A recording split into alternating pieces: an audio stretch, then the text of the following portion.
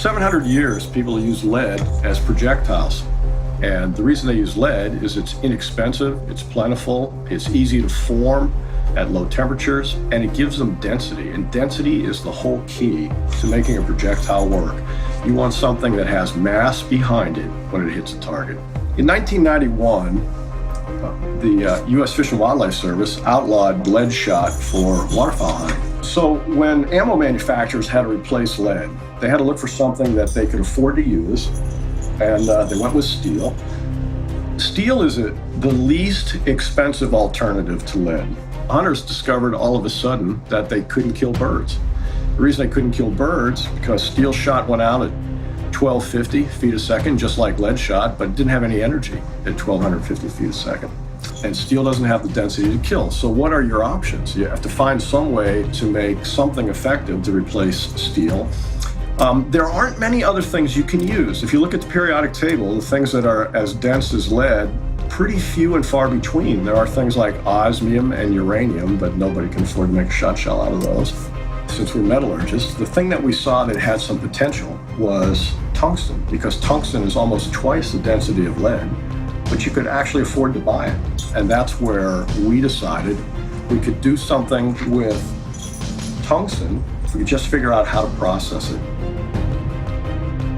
So in many ways, this is the biggest breakthrough in shotgun pellets ever, because no one ever made a pellet denser than lead.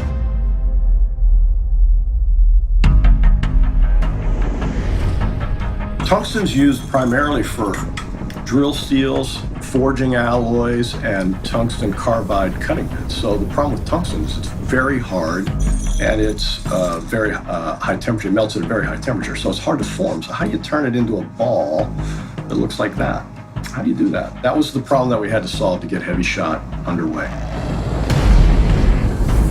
So tungsten alone is too dense to make the proper pellet that we're looking for. We're going to mix iron and tungsten and nickel together to make the perfect pellet. So you ask yourself, how hard can it be to make a little ball like this? How to make shot out of material that's twice as dense as lead, but that melts at a very high temperature. There's 600 volts of electricity coming out of the leads, going through the coil very, very rapidly and returning, and it's heating up the metal to 3,000 degrees. And then you have to figure out, when you have a stream of, you finally get a stream of molten metal in this, how do you turn it into pellets? Because it doesn't want to form balls. It would rather form cornflakes. HEVI-Shot solved that, but it took a year. It took us a year to figure out how to make that little ball. And now we make that little ball 300 pounds an hour every day. It's a source of pride. I mean, you see our shells out there on the shelves, and you know that we did that. And not a lot of people can say that. The way I look at it, we don't make 24 million shells. We make one shell perfect, and we do it 24 million times.